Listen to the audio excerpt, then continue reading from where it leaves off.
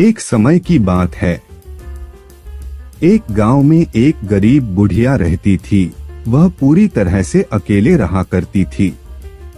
उसका कोई भी नहीं था, ना बाल बच्चे ना कोई रिश्तेदार। सुबह शाम लोगों के छोटे मोटे काम किया करती थी, जिसके बदले लोग उसको पैसे, अनाज या खाने पीने का सामान दे दिया करते थे, जिसको खा पीकर वह अपना जीवन बिताया करती थी। वह अपने जीवन में पूरी तरह से संतुष्ट थी। उसे भगवान से किसी प्रकार का कोई गिला भी नहीं था। दूसरों के सामान के कारण बुढ़िया का घर पूरी तरह से सामानों से भरा हुआ था। एक बार की बात है, वे अपने घर को खोलकर घर के सामान को धूप दिखा रही थी। समय वहां से दो चोर जा रहे थे।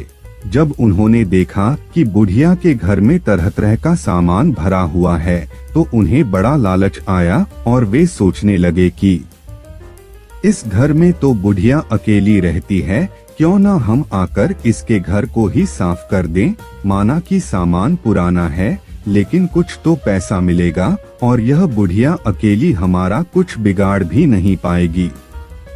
चोरों ने बुढ़िया के घर को अच्छी तरह से देख लिया और समझ लिया कि उन्हें किस तरह से बुढ़िया के घर की सफाई करनी है। उसके बाद चोर अपने घर वापस चले गए। बुढ़िया बेचारी को सपने में भी यह ख्याल नहीं आया कि उसके घर में भी कभी चोरी हो सकती है, क्योंकि उसके घर में तो खुद के उसके कपड़े तक उसके नहीं थे।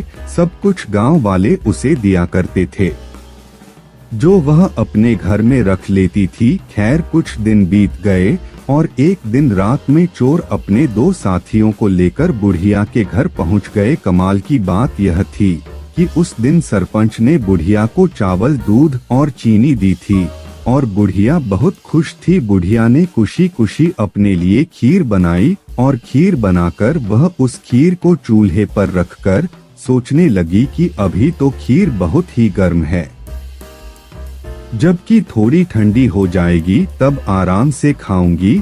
और अपने बिस्तर पर लेट गई और खीर के ठंडा होने का इंतजार करने लगी। लेटे लेटे उसे नींद आ गई और वे सो गई और जोर जोर से खर्राटे लेने लगी। चोर बाहर खड़े थे। बुढ़िया के खर्राटे की आवाज सुनते ही उन्होंने सोचा कि चलो अब रास्ता साफ हो गया और अब हम आराम से बुढ़िया का घर साफ कर सकते हैं। वह सब जल्दी जल्दी आकर बुढ़िया के घर में सामान तलाशने लगे, परंतु कमाल की बात यह थी कि उन्होंने जो देखा था वह बिल्कुल गलत था। बुढ़िया का घर तो सामान से भरा हुआ था, किंतु एक भी सामान साबुत नहीं था। हर सामान टूटा फूटा, पुराना और खराब था। यह चोर बड़े दुखी हुए और बुढ़िया को बहुत गालियां देने लगे। वह बोले, देखो कितनी दुष्ट बुढ़िया है, आराम से सो रही है और हम बेचारे इतनी मेहनत कर रहे हैं। तभी दूसरे चोर की नजर चूल्हे पर रखी खीर पड़ी।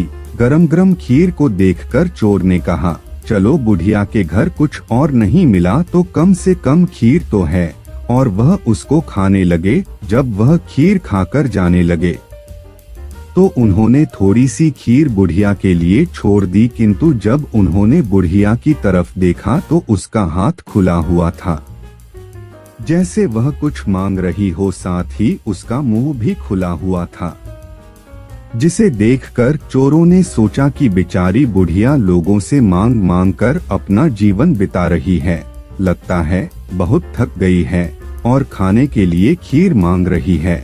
आखिर उम्र में है तो हमारी माँ के ही बराबर। और बिना कुछ सोचे समझे गरम गरम खीर बुढ़िया के मुंह में डाल दी। गरम गरम खीर मुंह में पड़ते ही बुढ़िया जोर से चिल्लाई, हाय दैया, मार डाला मार डाला मार डाला। बुढ़िया की चीख सुनते ही चोर डर के जल्दी जल्दी छुपने लगे। जिसने मुंह में खीर डाली थी वह ऊपर जाकर छिप गया, एक चारपाई के नीचे और एक चारपाई के दाएं। बुढ़िया की चीख सुनते ही गांव वाले बुढ़िया के घर आ गए और पूछने लगे, क्या हुआ माँ, बुढ़िया बोली, मुझे क्या पता, ऊपर वाला जाने। यह सुनते ही ऊपर छिपा हुआ चोर बोला, अरे भला मैं क्यों जानूं, तुम्हारी चारपाई के नीचे छिपा चोर ना जाने। यह सुनते ही चारपाई के नीचे वाला चोर बोला, मैं ही क्यों जानूं, चारपाई के दाएं छुपा चोर क्यों ना जाने। और इस तरह से तीनों चोरों ने खुद ही अपना पता गांव वालों को बता दिया और फिर गांव वालों ने उन्हें पकड़कर खूब पिटाई करी और वापस भेज दिया। उसके बाद से चोरों ने कान पकड़ लिया कि आज के बाद कभी वह चोरी कभी नहीं करेंगे। चोर चाहे जितनी भी कोशिश करे अपने आप को छुपाने की, लेकिन वह फिर भी पकड़ा जाता है।